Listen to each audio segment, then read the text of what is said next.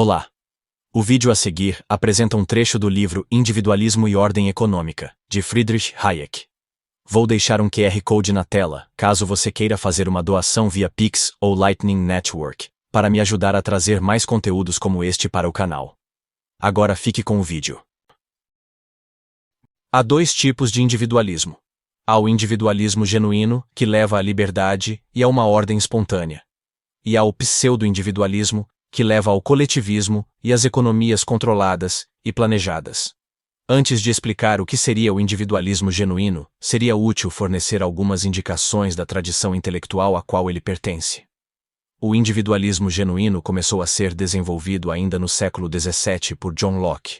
Posteriormente, no século XVIII, Bernard Mandeville e David Hume ampliaram o pensamento, o qual alcançou uma envergadura completa pela primeira vez com as obras de Josiah Tucker, Adam Ferguson, Adam Smith, e daquele que foi o maior contemporâneo de Smith, Edmund Burke. O homem que, segundo Smith, foi a única pessoa que ele conheceu que abordava questões econômicas exatamente como ele, embora ambos nunca houvessem se comunicado de absolutamente nenhuma maneira. No século XIX, tal pensamento foi representado à perfeição nas obras de dois de seus maiores historiadores e filósofos políticos, Alexis de Tocqueville e Lord Acton.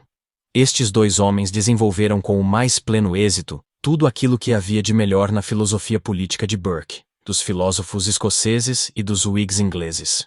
Por outro lado, os economistas clássicos do século XIX, ou pelo menos os discípulos de Jeremy Bentham ou os radicais entre eles, se mostraram crescentemente sob a influência de outro tipo de individualismo, um individualismo de origem distinta. Esta segunda e completamente distinta linha de pensamento, também conhecida como individualismo, é representada predominantemente por escritores franceses e por outros pensadores do continente europeu. Um fato que, creio eu, se deve ao papel dominante que o racionalismo cartesiano tem em sua composição.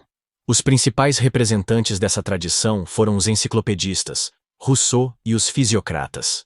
E devido a alguns motivos que iremos aqui analisar, este individualismo racionalista sempre tende a se degenerar e a se transformar no exato oposto do próprio conceito de individualismo.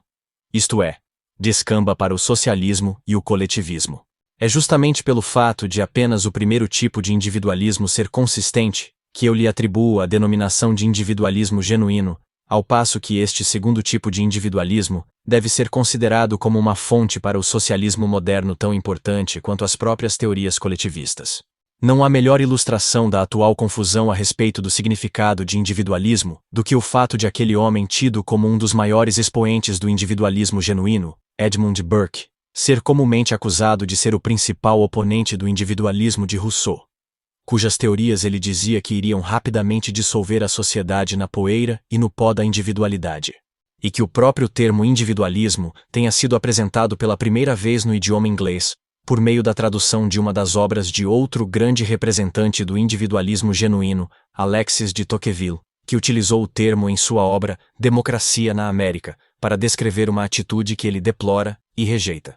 No entanto, não há dúvidas de que tanto Burke quanto de Tocqueville estão, em toda a sua essência, próximos de Adam Smith, a quem ninguém negaria o título de individualista.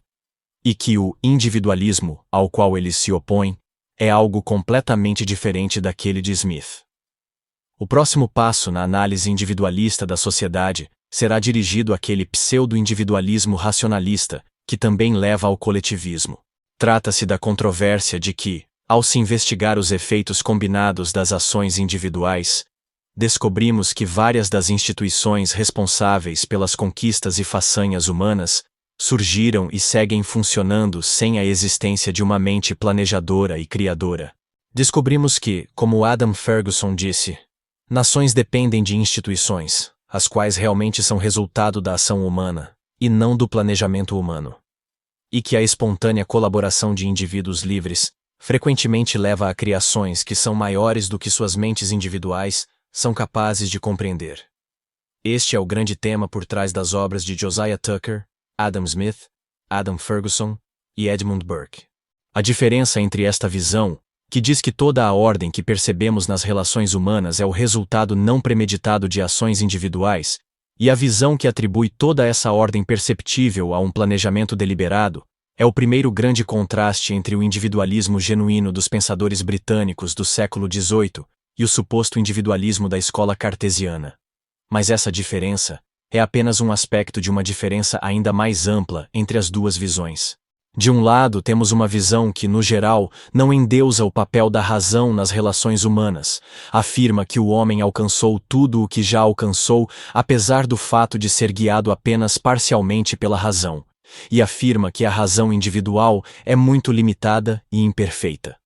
De outro, temos uma visão que pressupõe que a razão, com R maiúsculo, está sempre disponível de maneira plena e igualitária para todos os seres humanos, e que tudo que o homem alcança é resultado direto de estar submetido ao controle da razão de uma mente planejadora. A abordagem anti-racionalista, a qual considera o homem não como um ser altamente racional e inteligente, mas sim um ser extremamente irracional e falível, cujos erros individuais serão corrigidos apenas no decorrer de um processo social, e que tem como objetivo tirar o melhor proveito possível de um material altamente imperfeito, é provavelmente a característica mais notável do individualismo inglês. Portanto, para concluir, volto ao que foi dito no início. A atitude fundamental do individualismo genuíno é de humildade em relação aos processos pelos quais a humanidade alcançou vários feitos que não haviam sido planejados ou compreendidos por nenhum indivíduo sozinho, e que são, com efeito, maiores do que as mentes individuais. A grande questão neste momento é se a mente humana poderá continuar crescendo como parte deste processo, ou se ela deverá ser acorrentada aos grilhões que ela própria criou. O que o individualismo nos ensina é que a sociedade será maior do que o indivíduo apenas se ela for genuinamente livre. Se ela for controlada ou planejada, será totalmente limitada pelos poderes das mentes dos indivíduos que a controlam ou planejam. Se a presunção da mentalidade moderna, que não respeita nada que não seja conscientemente controlado por alguém, não entender a tempo suas limitações, poderemos, como nos alertou Edmund Burke, estar seguros de que tudo a nosso respeito e à nossa volta irá definhar gradualmente, até que no final, nossos objetivos serão encolhidos à insignificante dimensão de nossas mentes. Bom, esse foi o vídeo de hoje. Se você quiser ajudar o canal, pode fazer uma doação através deste QR Code, via Pix ou Lightning Network, para me ajudar a trazer mais vídeos como este. Até o próximo vídeo.